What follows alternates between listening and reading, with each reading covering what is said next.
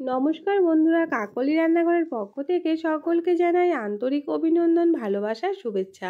আজকে চলে আসলাম আরও একটি নতুন রেসিপির সাথে। আজকে তৈরি করব লাউয়ের একটি দুর্দান্ত রেসিপি।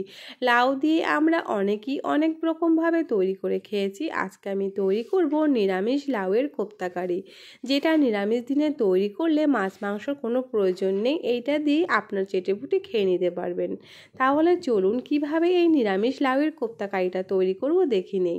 তার জন্য সবার প্রথমে একটা ছোট সাইজের লাউয়ের খোসা ছাড়িয়ে লাউটাকে খুব ভালো করে ধুয়ে পরিষ্কার করে নিয়েছি। এবার একটা গ্রেটারের সাহায্যে লাউটাকে গ্রেট করে নিতে হবে। বন্ধুরা, অবশ্যই কিন্তু লাউটাকে গ্রেট করে নেবেন, এতে করে লাউটা কিন্তু একদম পাতলা পাতলা করে কাটা হবে। বটি দিয়ে কাটলে কিন্তু খুব একটা পাতলা করে কাটা হয় না, এতে করে কোপ্তাটা ভালো লাগবে না। এখানে আমার সমস্ত লাউগুলো গ্রেট করে নেওয়া হয়ে গেছে। এবার এই লাউটা থেকে ভালো করে চেপে জলটা বের করে নেব। দেখে কিন্তু বোঝা যায় না যে লাউয়ের মধ্যে এতটা জল রয়েছে, তাই অবশ্যই জলটাকে যতটা সম্ভব ভালো করে চেপে বের করে নিতে হবে। তা না হলে কিন্তু কোপ্তাটা তৈরি করতে পারবেন না। আমার এখানে লাউয়ের সমস্ত জল ভালো করে চেপে বের করে নিয়েছি। জলটা বের করে নেওয়ার পরে এবার আমি এই লাউয়ের মধ্যে কিছু উপকরণ দিয়ে দেব। সবার প্রথমে দিয়ে দিচ্ছি কাঁচা লঙ্কা কুচি।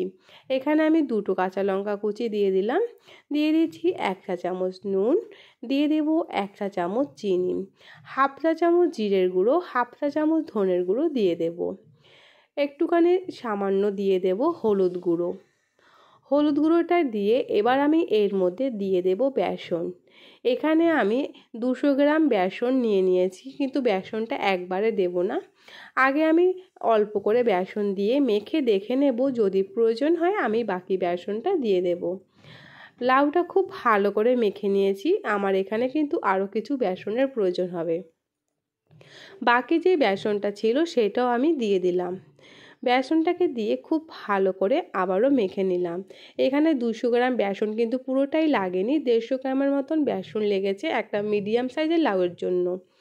এখানে আমি দেখুন কোপ্তাগুলো তৈরি করে নিচ্ছি। কোপ্তাগুলো তৈরি করে নেওয়া খুবই সহজ, হাতে একটু গোল গোল করে ঘোরালে গোল গোল কোপ্তা তৈরি হয়ে যাবে। আমি কোপ্তাগুলোকে এখানে সমস্ত রেডি করে নিয়েছি একটা প্লেটের মধ্যে।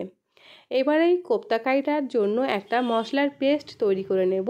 তার জন্য একটা মিক্সার জারে দিয়ে দিচ্ছি 5টা কাঁচা লঙ্কা, 2 ইঞ্চি আদা আর মিডিয়াম সাইজের 2টো টমেটো কুচি।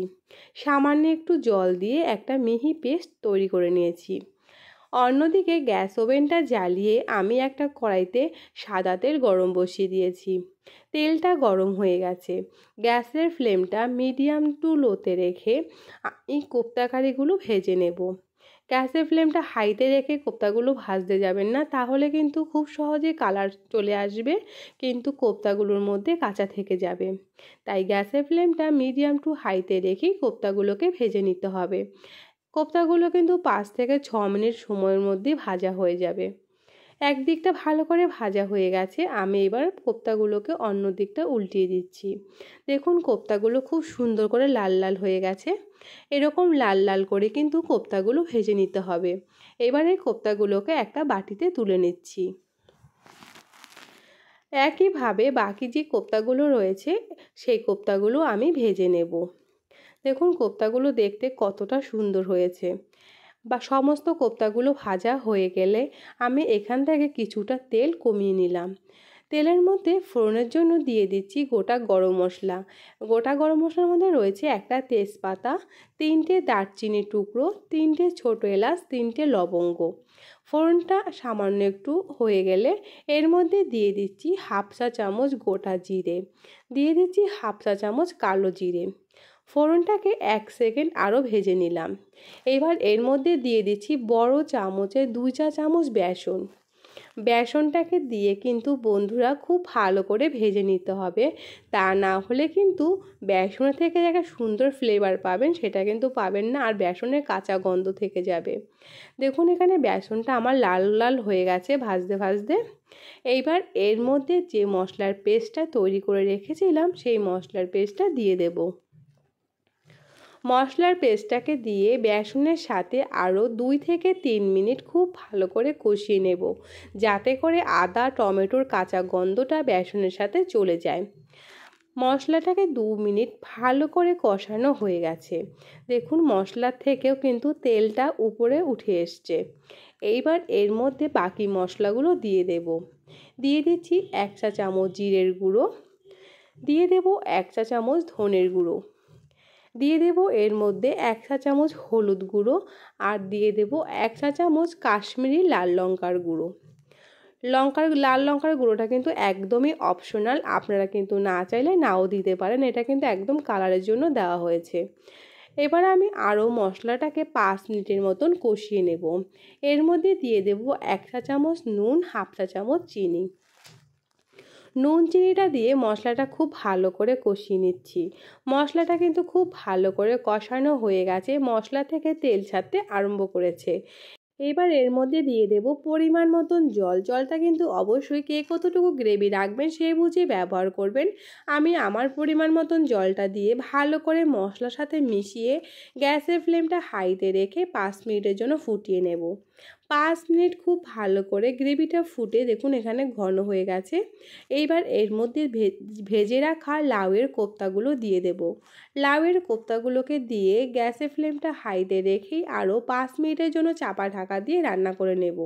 এতে করে কিন্তু লাউয়ের কোপ্তাগুলোর মধ্যে মশলাটা খুব ভালো করে ঢুকে যাবে, আর কোপ্তাগুলো কিন্তু ফুলে ডবল হয়ে যাবে। এখানে কিন্তু কোপ্তাগুলো ভেঙে যাওয়ার কোনো রকম ভয় নেই। দেখুন কোপ্তাগুলো 5 মিনিট পর কতটা সুন্দর ফুলে উঠেছে, আর গ্রেভিটাও একদম ঘন হয়ে গেছে। সবার শেষে এর মধ্যে দিয়ে দেব হাফ চা চামচ গরম মশলার গুঁড়ো, বেশ কিছুটা কাসুরি মেথি আর ধনেপাতা কুচি। সব কিছু দিয়ে ভালো করে মিশিয়ে গ্যাসের ফ্লেমটা বন্ধ করে 5 মিনিটের জন্য ঢাকা দিয়ে রেখে দেব। তাহলে তৈরি হয়ে গেল বন্ধুরা কত সহজেই দুর্দান্ত স্বাদের লাউয়ের কোপ্তা কারি। এটা কিন্তু গরম গরম ভাত, রুটি, পরোটার সাথে খেতে লাগে অসাধারণ। তাহলে আপনাদের যদি আমার এই আজকের রেসিপি ভালো লেগে থাকে একবার হলো বাড়িতে অবশ্যই ট্রাই করবেন। সেটা কেমন হয়েছে কমেন্টে জানাতে ভুলবেন না। ভালো লাগলে লাইক শেয়ারের অনুরোধ রইল। আর এরকম নিত্য নতুন সহজ ধরনের রেসিপি পেতে যে সকল নতুন বন্ধুরা এখনও আমার চ্যানেলটিকে সাবস্ক্রাইব করেননি তাদের কাছে অনুরোধ আমার চ্যানেলটিকে সাবস্ক্রাইব করে আমার পাশে থাকার। দেখেই বুঝতে পারছেন কতটা লোভনীয়, দেখতে কিন্তু যতটা সুন্দর, খেতেও কিন্তু হয় অসাধারণ। নিরামিষ দিনে কিন্তু একবার হলো রেসিপিটা ট্রাই করবেন। তাহলে আজকে এখানে বিদায় নিচ্ছি, ধন্যবাদ সবাইকে।